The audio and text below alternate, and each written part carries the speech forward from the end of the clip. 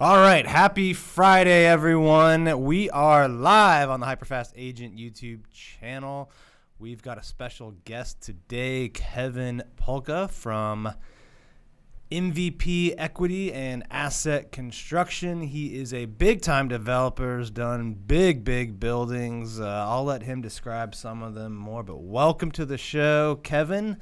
And welcome to all the listeners out there tuning in live. If you've got questions, please put them in the chat window and we will answer them. So fire away and use this time that you have with someone who's doing real estate investment and development at a big scale, right? Because there's things that even you guys starting out or thinking about starting out can learn from someone like Kevin. So welcome to the show, Kevin. Thanks, Dan. Good to be here today.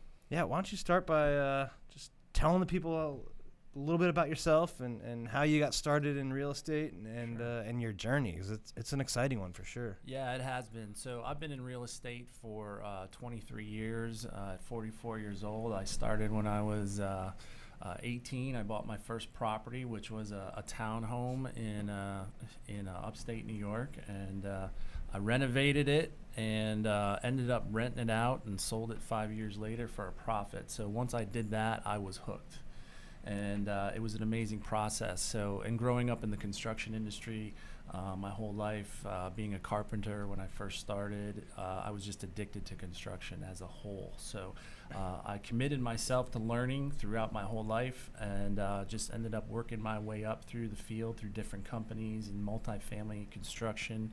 I moved to DC in 2002 because I wanted to be part of this fantastic market that we're in, and building high-rise projects, large-scale mixed-use, 8-story buildings, 15-story buildings, large-scale mixed-use, high-density projects right here in Arlington, Reston, Alexandria, and in DC. So it's been an exciting process, and then we started our company back in 2008, back when the market dipped out, and we've worked our way up ever since. We fought our way through those hard times, and here we are in 2020 and getting ready to do some more business.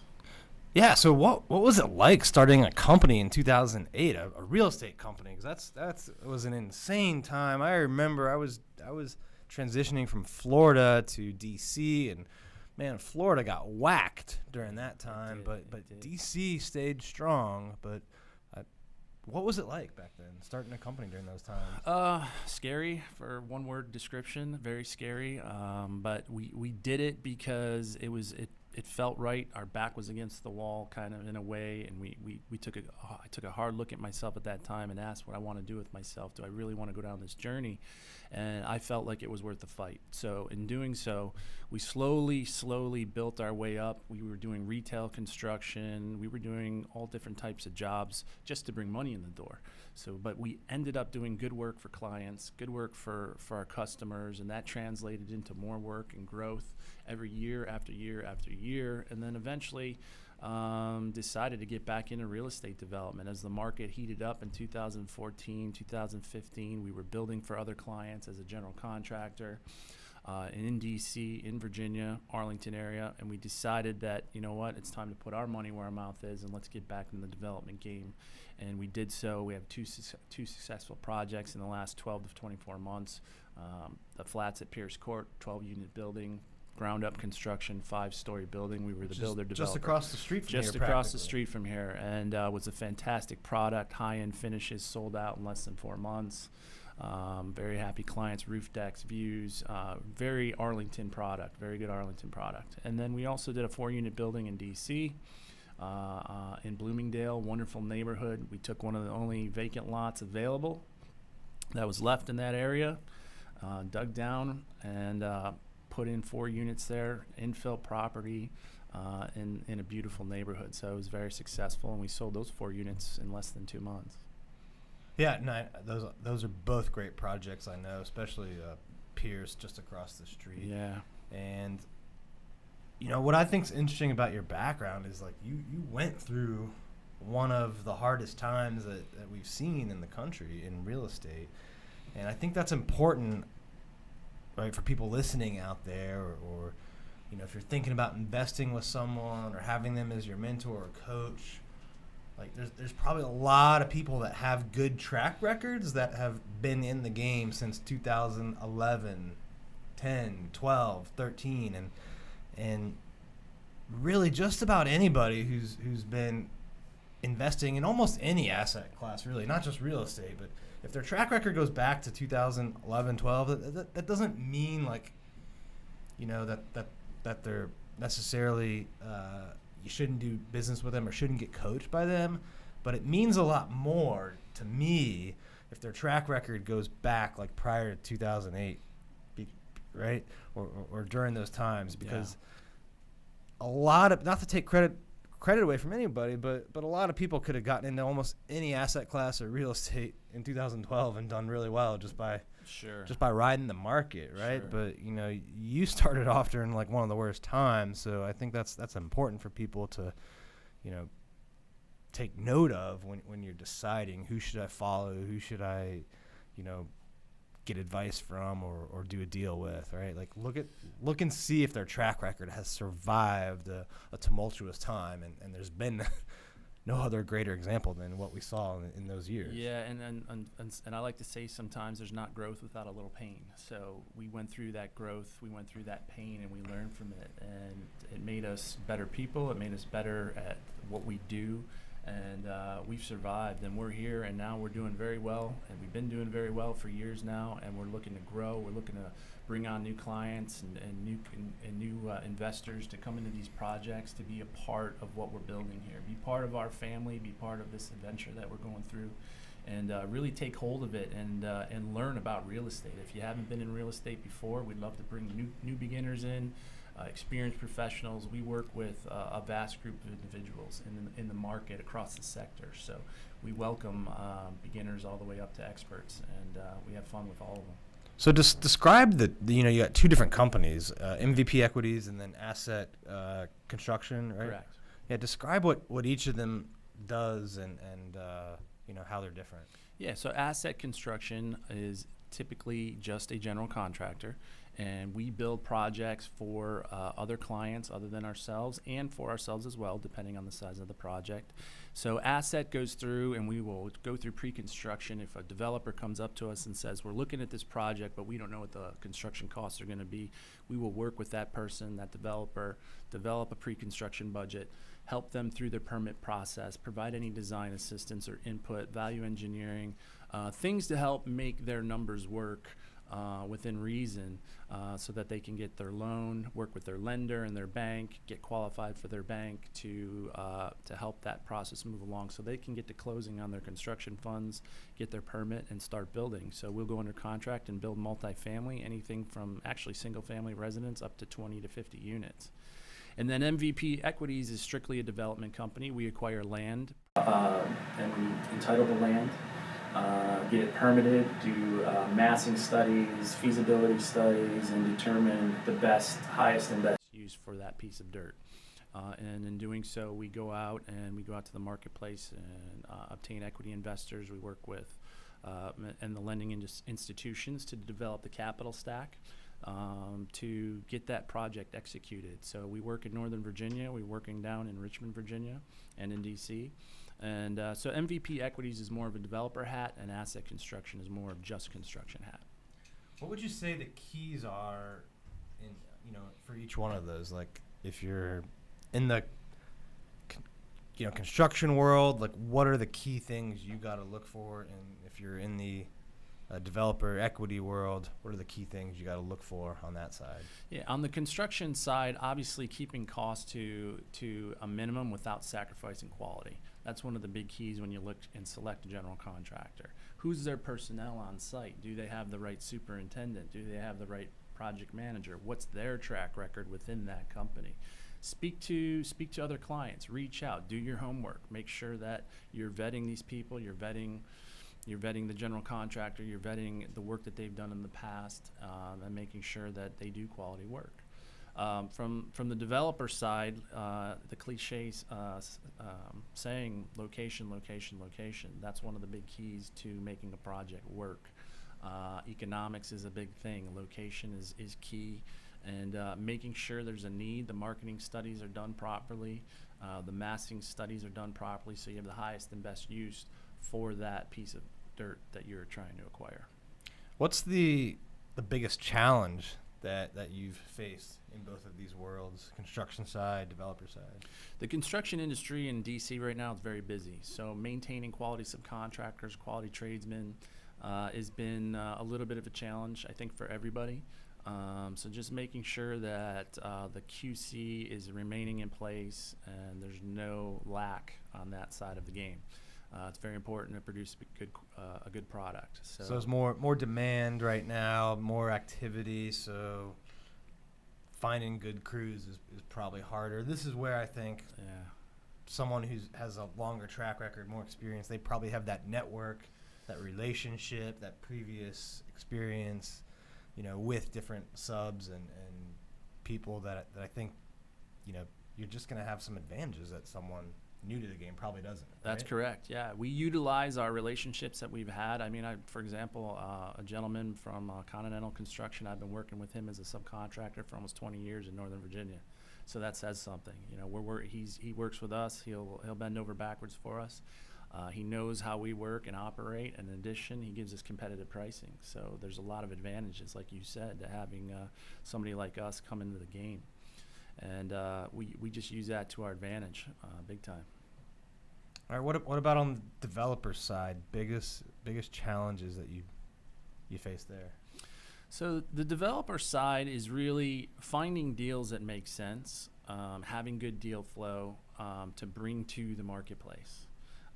We don't want to bring anything to the marketplace that isn't already vetted by us or, gone through our stress test of, is this a good deal or not? So finding the good deals, we'll look at 30 deals a month and may get one deal out of that we want to take to the equity markets or marketplace. So then the challenge, once you identify the project and the opportunity, the challenge becomes getting that out to the marketplace, getting feedback, raising equity, and finding people to jump on board to that particular project.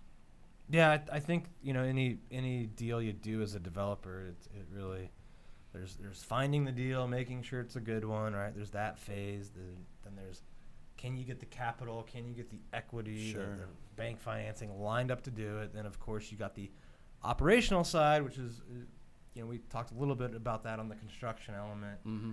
and then you got to exit it. You need a good sales team at the end. So you got to have all of those places. I think on the developer side, you got to be able to generate a lot of leads, right? You got to get good deal flow and stay disciplined, because I think if you don't get enough deal flow, not enough people bringing you deals, and you lack discipline, you might get tempted to jump on one that's maybe not good, or maybe you're making bad assumptions to make it look good, right? Right, absolutely, and never to act out of desperation or from a place of lack. Always act from a place of certainty. So when we do that and keep that mindset, it's a mindset, and it's making sure your worldview is on point with what you just said. And finding those deals and getting the deal flow. I mean, at any given day, I look at sometimes 3 deals in a day, and which keeps us busy. And it takes a lot of time to go through the numbers and check to make sure what's being sent to you is accurate. And what are you doing to generate deal flow, or like how do you look at 3 a day? Yeah, so where do they come from? So we deal with different types of real estate brokers in the industry. We also deal with different architects that will speak to us, or we network with, take to lunch once a week. I personally make sure I meet with at least one person a day, that I network on a personal level. To us, it's personal. We're a family-owned company. It's a personal thing to us. So we that human-to-human contact is sometimes a lot better than the social media. And just having those relationships, we talk with architects. We'll get tipped off from an architect or a civil engineer even, that they know somebody that's called them that's working on a piece of land, maybe reach out in a tax database and do some searching. We have some guys in our office that are kind of boots on the ground that will go out, search the land records, and kind of see what's coming up, in and around certain areas that we're looking at. What do you recommend for the smaller guy that's starting out? They're not looking to do 20 units or even 10 units, but just the small mom and pop guy or the guy doing it, as his side hustle, because you were there once yourself too. Sure. Like what should those guys be looking at to find deals? Well, my experience in my career was trial by fire. If you want to avoid that learning curve, I would encourage them to hire a coach, hire somebody, or partner with somebody that's actually done one deal and then learn from that deal. Don't go out and try and get rich off of one deal. Forget about that attitude. It never works. Think about the long term. Think about partnering with somebody that has done it and has been through the trenches and completed a deal start to finish. Design, acquisition, build, and sell. Yeah, that's solid stuff. I mean, I think that applies in so much more than just real estate. Like, sure. Yes, you can learn by the trial and error method and just doing it, and like no matter how many classes you go to, no matter how many books you read, at some point you need to just go out and execute and do. That's where you really learn. But if you want to compress time in almost anything you could do, like go get a coach who's been there before, or partner with someone who has. Like I agree. Like all of the best deals I've been in, the best really anything I've been in life, I've had a experienced partner or hired someone as a coach that did it before. Like it really just compresses time, and it makes you grow a lot faster, learn a lot faster. Yeah, absolutely. I couldn't agree more. We definitely, I have coaches not just in real estate, but in business and in personal, and it helps with personal development. If you're solid as a person, you develop good habits. There's definitely a lot of books out there you can read, but developing good habits and learning how to collapse time by setting tangible targets every day and then tracking those targets. Having metrics in place is a huge thing. Being able to understand where you are and what you're doing and how to track it.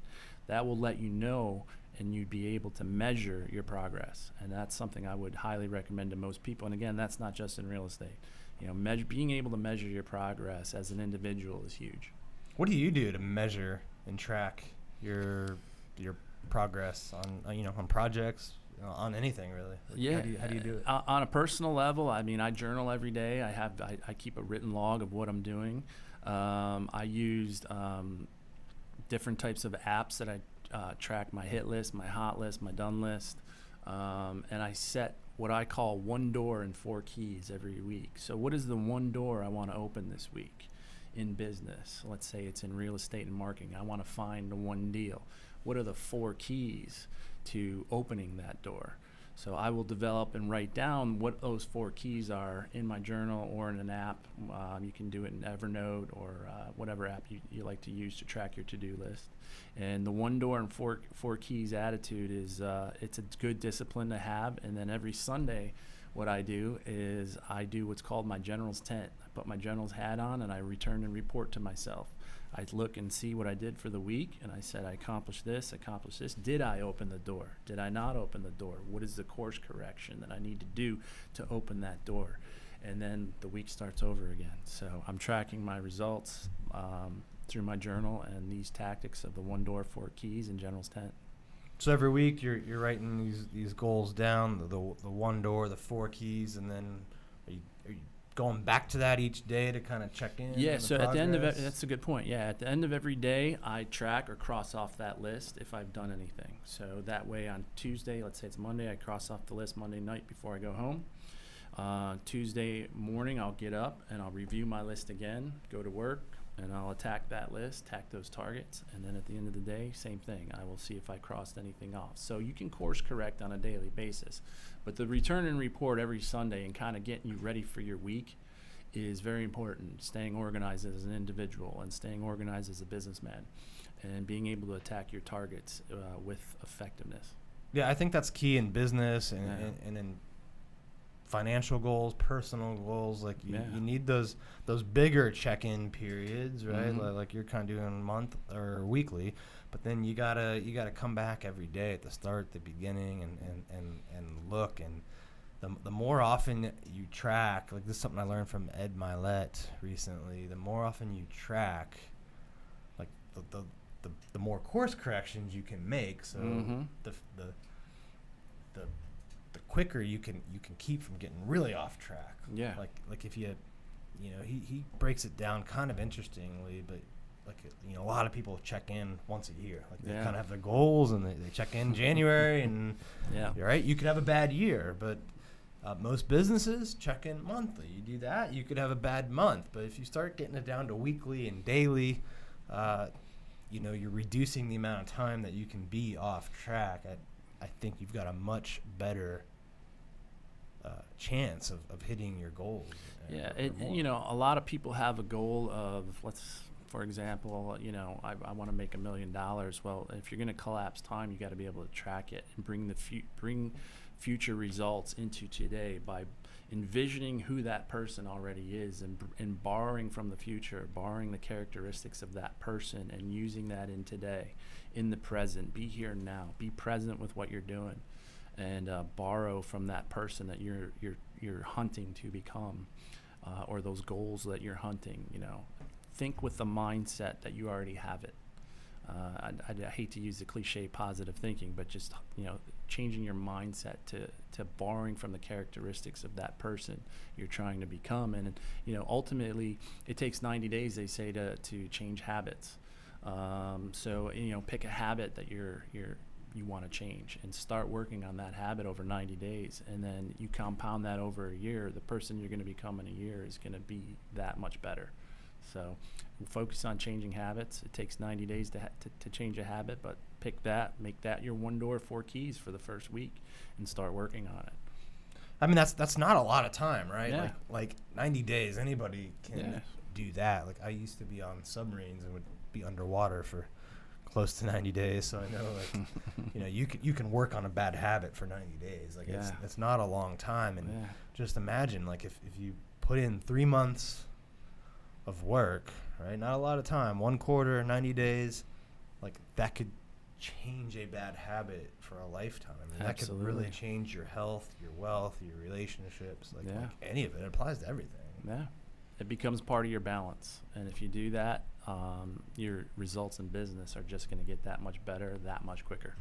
What kind of longer term goals do you have? Obviously, you got the 2 companies. You're, you know, working on a couple different projects right now. One in one in Alexandria, a couple down in Richmond. Where do you think this goes in 5 years, 10 years? Well, so from the standpoint of geographic areas, we're focusing on areas that have high growth. Obviously, Washington, D.C., Northern Virginia has high growth. So we have a project in Alexandria. It's a 10-unit condo building with 2 retail spaces that we're currently getting ready to permit and start construction on. It's a fantastic project, location on South Washington Street, right in Old Town Alexandria.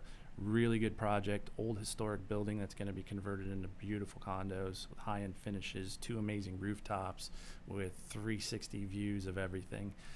So that type of product, we love those older building projects just because they have a historic element to them. So we're bringing older building back to life. That always excites us. We're also focusing on other areas of Virginia, such as in Richmond, where there's double-digit growth in the economy there. We right now are putting into our pipeline, our development pipeline. Our goal is to develop approximately around 600 apartments a year. So we're ramping up our production as a company into what we're putting into our pipeline for the long-term growth of the company. So we're focusing on areas, not just DC, but also like areas like Richmond that have a lot of potential to grow. So right now is just building a bigger pipeline that can expand how much we're doing, how much volume, and where that's going to take us in new opportunities in 2021, 22, and beyond, and maybe even move into some even larger projects, commercial projects, or whatever it may be. But right now, just getting that pipeline flowing and developing some good areas of Richmond and DC and restoring buildings and things like that we're really passionate about. Yeah, I mean, if you do the math on that, that's going to be like 6,000 units in a decade. Yes. How are you doing 600 in a year? Like, what does that look like? Is that 3 buildings, 6 buildings, like Like what kind of sizes are so there? right now you're looking at, right now we have 3 buildings under contract, and each one's about 200 to 224 units on average per building. It's a mix of studios, 1 bedrooms and 2 bedrooms. First project is right near VCU University in Richmond, so it's near a school and a university as well. So it's strategically located not only workforce housing, but to help with student housing, the demand there with the universities. So to manage these projects, some of the other ones are also market rate projects in areas of Chesterfield County and areas that just really have a demand for housing, quality housing. So to be able to do all that, we're meeting with a lot of people, we're meeting with a lot of investors, we're raising equity. The equity portion is a very important component to this. Getting people to come on board and partner with us and be part of this and gain residual income by investing in projects at extremely solid areas. Again, location, getting them to creating wealth for other individuals, bringing them into our fold and being part of our vision to create wealth for their families. So it's a long-term plan. It's not going to be easy, but we definitely have the team in place. We have everyone that works for us, has a lot of experience, 20 plus years at least of experience that's working on these deals. Analyzing numbers. Our lending partnerships are very strong in the marketplace right now. We have a lot of relationships with quality lenders, guys that want to loan money to us, and because they believe in our track record, they believe in our product, they believe in our vision, what we're doing, and they believe in me as the leader of the company. So just giving that belief and just getting our message out to the public to be part of this.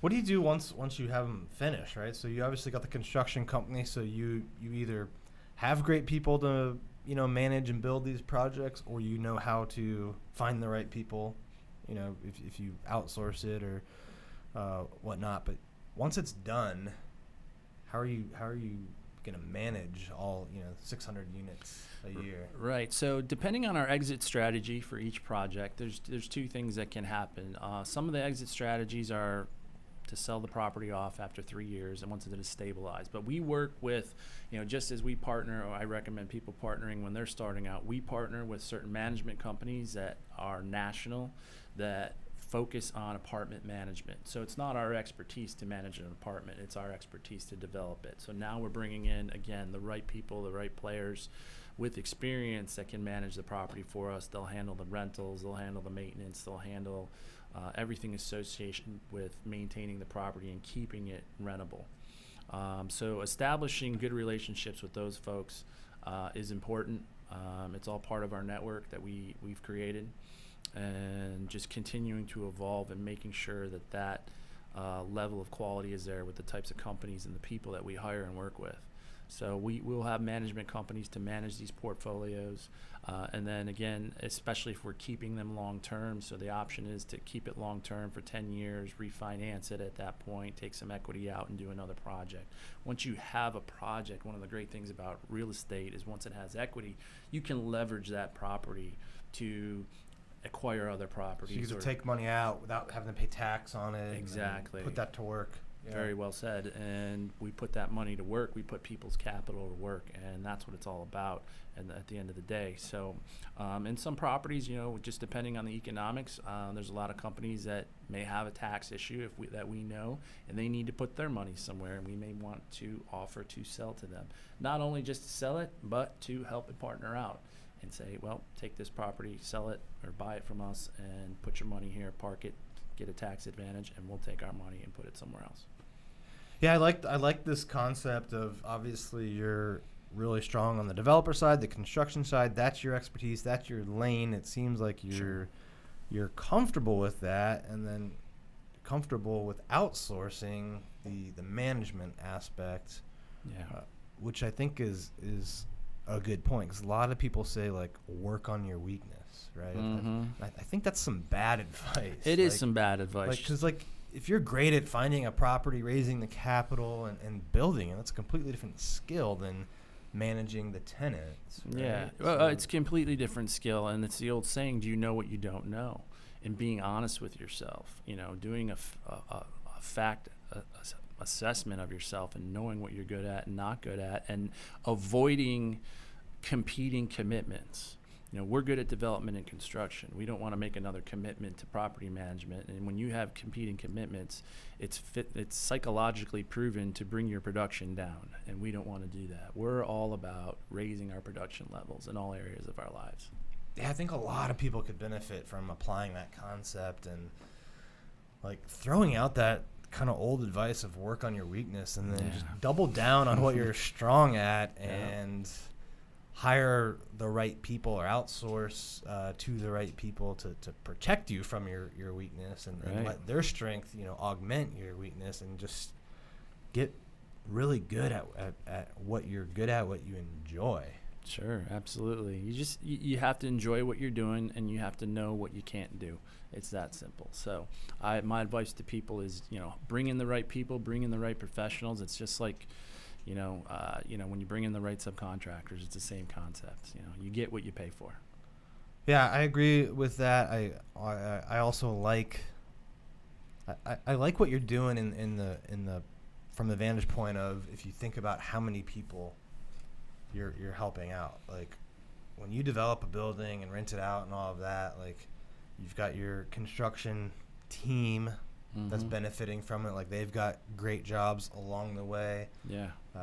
You got the banks that are giving you the money that you're creating value for them. You've got investors that are putting in the equity that now can get truly passive income from real estate, right? Because if you go out and you buy one rental home or two rental homes or a couple, like that's not passive income. Like you're like it's maybe leveraged income, right? And leveraged a little bit, but you got to put a lot of time in to collect the rent, fix things, take calls, like all of that. Like it's hard, and unless you got enough units, like outsourcing that to a property management is going to be tough. It's going to eat away a lot of your profit. The numbers don't make sense, right? Really. So this is like really cool because it provides investors a way to get truly passive income that they don't have to worry about it. Like their hands are off. It's truly passive. Well, they're creating money while they sleep, and that's what better way to create wealth by creating money and upping your bank account while you're sleeping. And they're investing in a project that is a secured asset. Your value is secured by the equity that we are creating when we're building it, and the value that's created. The banks that are investing for a reason.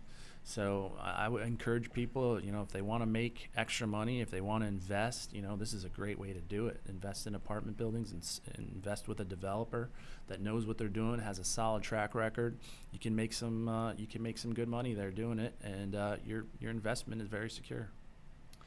Yeah, and so you got the construction guys you're helping out, the banks you're helping out, the investors you're helping out, then the management company, right? This is like you're creating jobs and work for them, and then at the end of it, you got the tenants you're helping out, these people that or the buyer. If we're it's a creating homes for them. So people need homes, people need a place to live, and you're making these awesome places. So it's really cool to kind of look at the entire value chain of any developer, especially ones working on bigger projects, like just all the lives that they touch. And great it's point.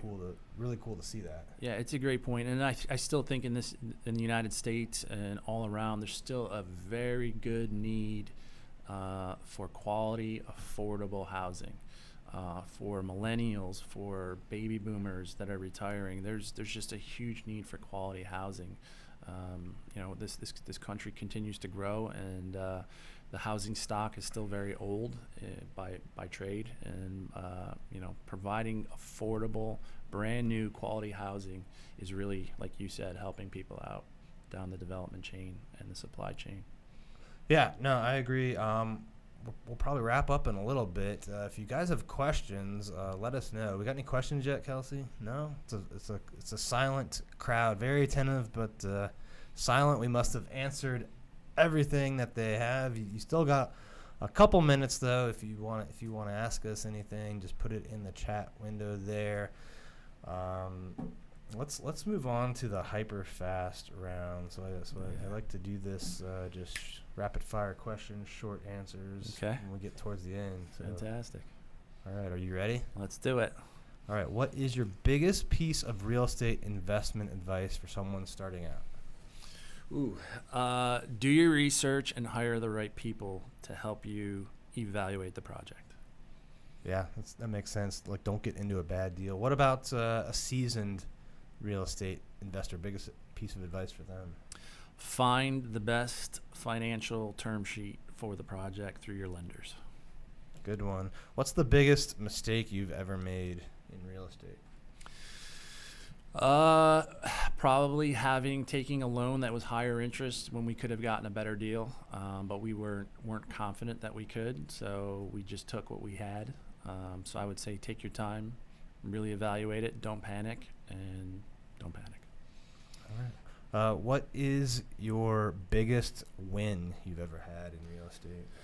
My biggest win was in 2012 in Washington, D.C.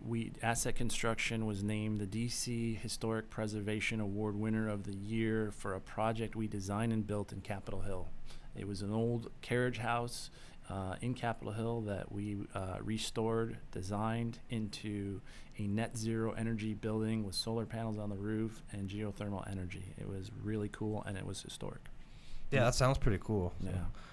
If you were starting out today, right, you had no money or very little money, none of the assets that you do right now, but you had your knowledge, right? You had your experience. What would you do?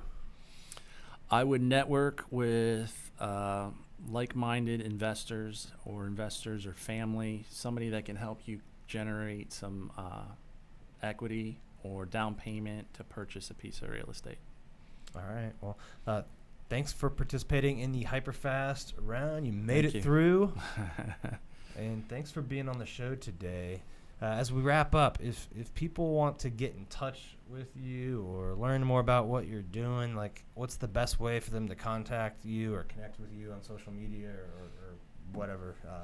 Yeah, they can reach me at 703-201-5330. You can go to our website at mvpequities.com or assetcompanies.net. And on mvpequities.com, you can look at our current projects that we have out for offerings for investment and see what we're up to every day. It's updated every week, so it's a great tool to use to see what we're up to. All right. Well, reach out to Kevin if you guys got questions. Connect with him. Kevin, thank you for being on the show. Thank to you for all our having me. Listeners out there, viewers out there, thanks for tuning in to this episode of the HyperFast Wealth Show. We'll see you next time.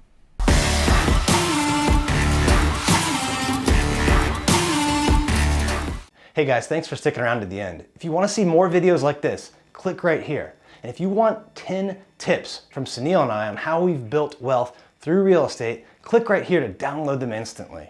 And if you're new to the channel, click below to subscribe and turn on post notifications so you don't miss out.